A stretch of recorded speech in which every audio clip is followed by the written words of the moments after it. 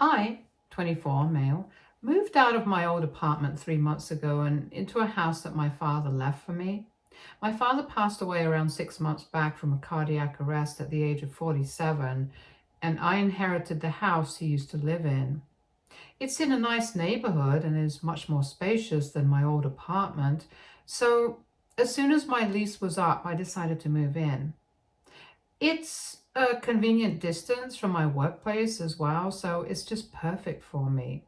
I've been living here for close to 3 months, like I mentioned earlier, and about 6 weeks ago, my mother, 46, female, reached out to me to ask if she and her family could move in with me for a while. I said yes because she told me that she was almost on the verge of being homeless and needed a place to stay immediately. They'd been living in a motel for 2 weeks, but unfortunately, they couldn't continue living there because they were running low on cash. So I agreed to let them move in with me for a little while until their problems were sorted out. Her husband had lost his job due to downsizing, where he and several other employees were laid off without any notice about a month ago. And my mother's a stay-at-home mom, so they didn't have much set aside for emergencies like these. They weren't able to pay their rent on time, and so they were asked to vacate the house they'd been living in. So now my mother, her husband, and 2 kids were all living with me. My current house has 3 bedrooms, so I was okay with giving up the other 2, one for my mother and her husband, and the other for the kids, 12 female and 10 male.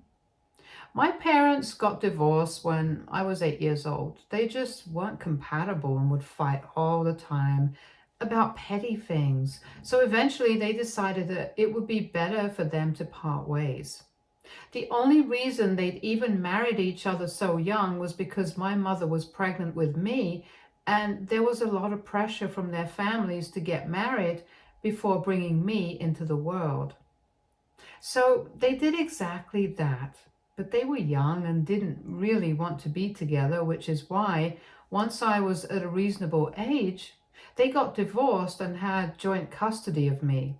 So I'd alternate between living with my mom and then with my dad through the year, and I had a good relationship with both of them growing up. That's part of the reason why I didn't think twice before helping my mother out and letting her move in with me when she was in trouble, but I do regret it now. My parents hadn't stayed in touch over the years as far as I know. They just had very different personalities that clashed a lot of the time, and I knew for a fact that they couldn't stand each other because of how stiff and awkward they were whenever they spoke to each other or whenever they'd meet at my school events. Once I turned 18, they didn't need to co-parent me anymore and stopped speaking to each other altogether. By then, my mother had also remarried and even had 2 kids. She got married 3 years after her divorce to her current husband and then had my half-siblings with him. The age gap between me and my half-siblings was huge, so I wasn't particularly close to them growing up because I couldn't really play or have fun with them, which is what kids at my age want. I mean, I must have been 12 at the time my mother's eldest daughter was born, and that age, a newborn baby wasn't very interesting to me. I was never very close to my mother's husband either and didn't even refer to him as my stepdad. I'd call him by name because even thinking of him as my father when I already had such a wonderful dad felt weird and wrong. So no, I'm not very close to my mother's family, and the only reason I let them move in at all was for my mother's sake. My father never remarried or had other kids, and whenever I was not living with him, he'd be either working or traveling because that's what he loved. My mother didn't know that my dad had left this house to me, and after she'd moved in, she was quite impressed that I had been able to afford such a nice house at my age. So I ended up telling her at the time that this was actually what I'd inherited from my dad. She'd known that her ex-husband had passed away and had even attended the funeral, but she hadn't bothered to ask about my inheritance, so I'd never told her either because it had honestly just slipped my mind. And when I did tell her, I told her about it quite conversationally and didn't think much of it.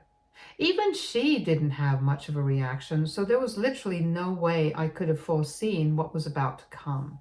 My mother and her family had been living here for a little over a month, and I'd been getting kind of agitated because they showed no signs of moving out anytime soon and had made themselves quite at home.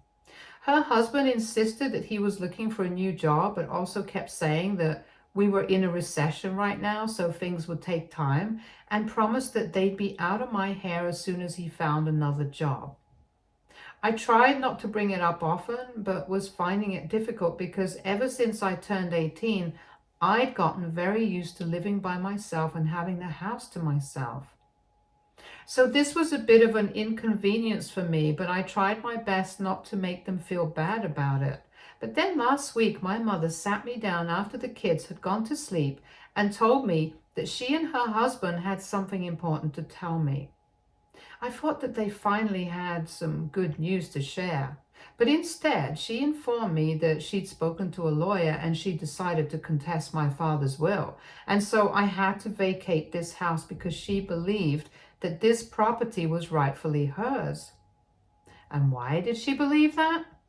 Just because she'd supported my dad in the early days of his career by sacrificing her own so that she could raise me and tend to the house while he went out to work.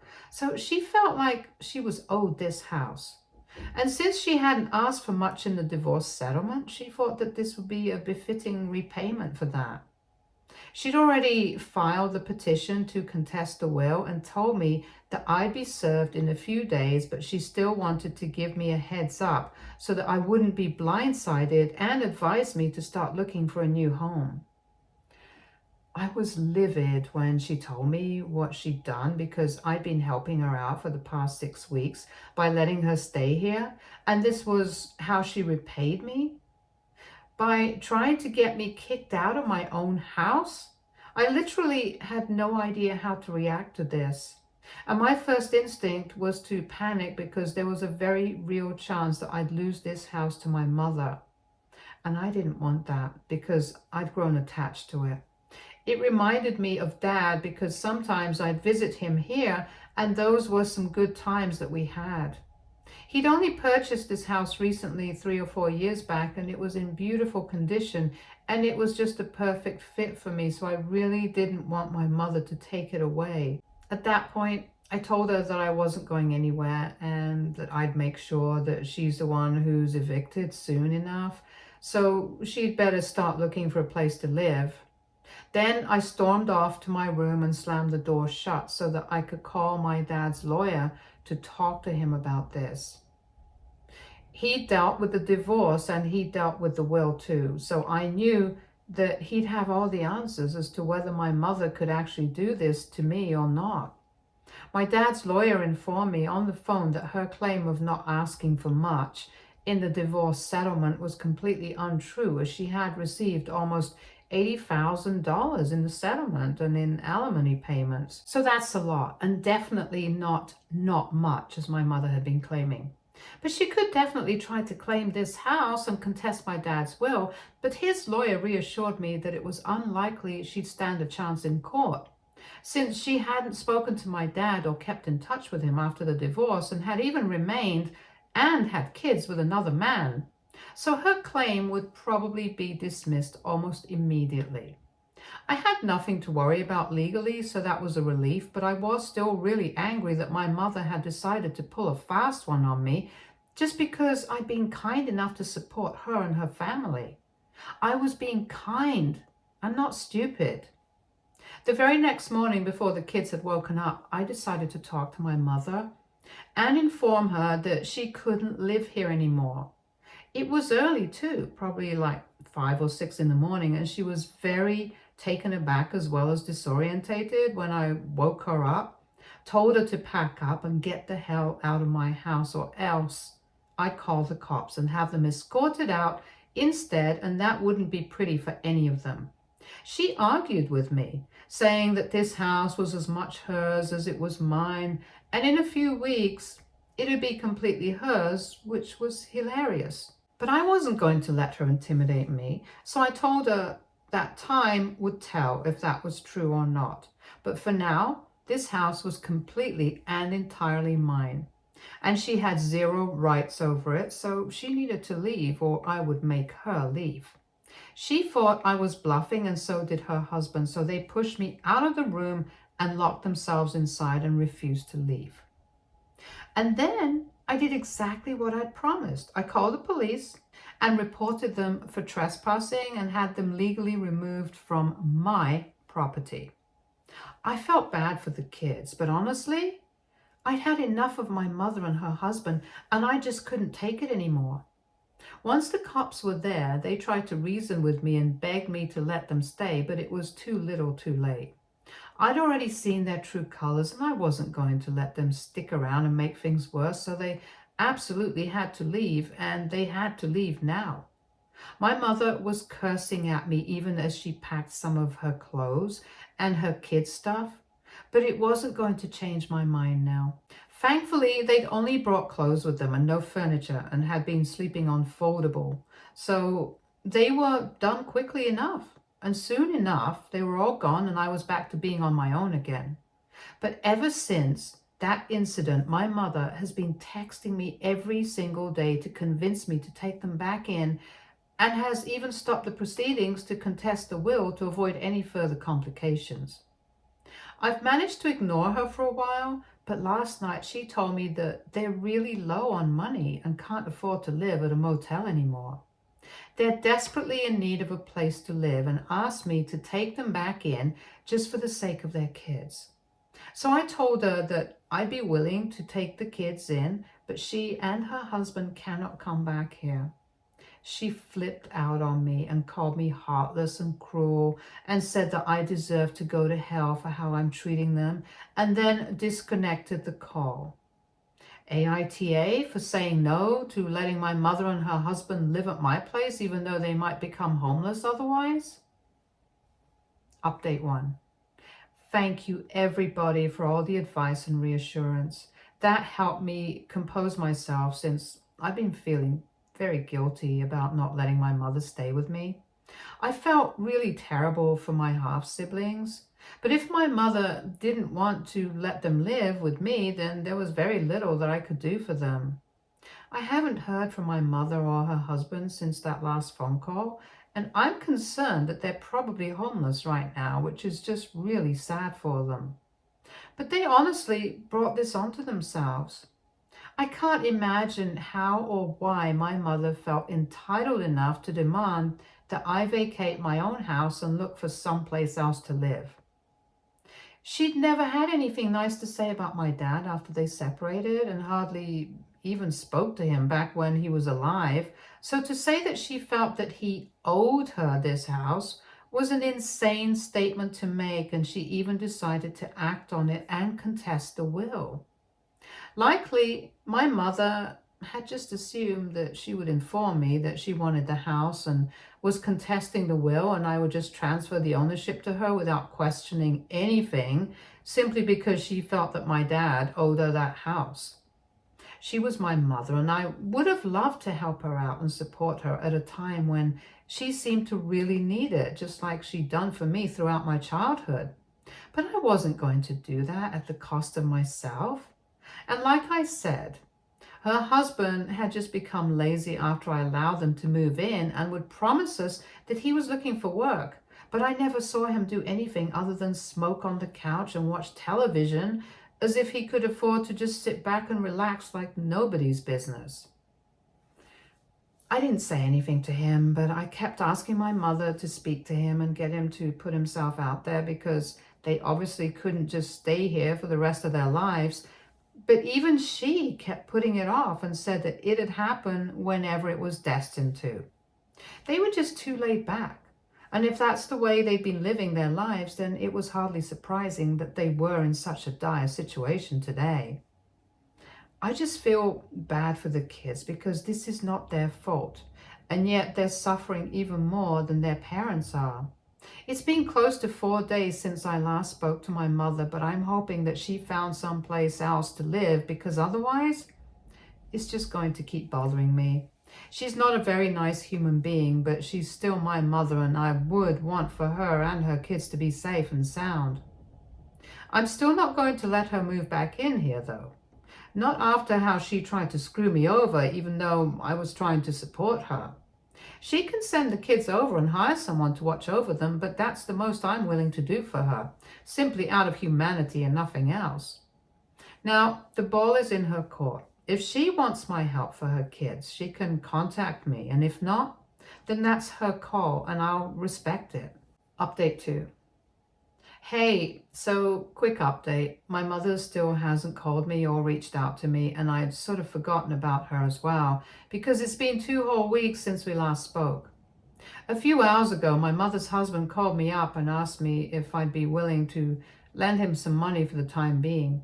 I wasn't going to just hand over the money without first making sure that he wasn't up to something shady, so I asked him why he needed it, and he told me that he decided to take his kids and my mother and take the next bus to go visit his brother, who lived a little out of town. He needed the money for bus tickets and told me that he'd return it as soon as he'd be able to. I don't believe he's going to return the money, just like he's never going to cover his share of the electricity bills from when their family lived with me, but it's fine. I'm not the kind of person to hold on to grudges, and I believe in helping people in their time of need, so I agreed to lend him the money. I have more than what I need for myself, by God's grace, and lending some money to my mother to help her out wasn't going to make me poor. Her husband also asked me to visit them at the motel one last time, because even though my mother wouldn't be willing to admit it, she really does want to see me one last time before she moves out of the city. She hasn't called me herself, but I'm still going to visit her to say goodbye. She can choose to continue being pissed at me for what happened, but I'm not sorry in the slightest for what I did, and I'm still the only person helping them out right now, so I'm going to expect her to be grateful for it. Update 3. Hey guys, so I'm back home after an intensely emotional meeting with my mother. I'd sent the money that they needed for the commute to her brother-in-law's place and a little extra to her husband a few minutes before I entered the motel. Her husband looked grim and didn't speak much, but led me to the motel room and took the kids down to the lobby with him so that my mother and I could talk without being interrupted. At first, she was very brusque with me and asked me for helping them out with the money in spite of whatever had happened, and I thought this was going to be it, so I just said welcome and was about to leave, but she stopped me and told me that she was also really apologetic for trying to screw me over and get me kicked out of my own house. She admitted that she'd been really stupid to try that anyway, since she knew that she didn't actually deserve that house, and neither did my dad owe it to her. But she was just desperate for her kids to have a proper home, which is why she did what she did. I'm glad she came around and realized that what she'd done was messed up, but I also told her that this was the last time I was helping them out and told them not to make a habit out of it. She agreed and informed me that in a day or two they'd be taking the bus so that they could move in with her husband's brother, who had a poultry farm. It wasn't the most glamorous job, which is why her husband had been reluctant to join him, but now this was the only option they had. Her kids were a little upset about leaving their friends behind, and I could understand that it must be tough for them already. But what can you say? That's life. She said that she's grateful that her brother-in-law was kind enough to take them in and let her husband join the business. She finally had some hope for the future, so that's good for her and her family. She's given me the address of the place as well and told me to visit if I ever wanted to, but didn't pressure me into it, given what had happened in recent past. It's just been 3 weeks since I had them kicked out, but it already feels like an eternity has passed since then. Sadly, she and her family have to go through so much, and given that she's almost 50, it's definitely not easy for her to deal with this devastating situation. Add to that 2 young kids to take care of and think about. They're not even in their teens yet and are already watching their parents struggle with money and eviction. They're just too young for this.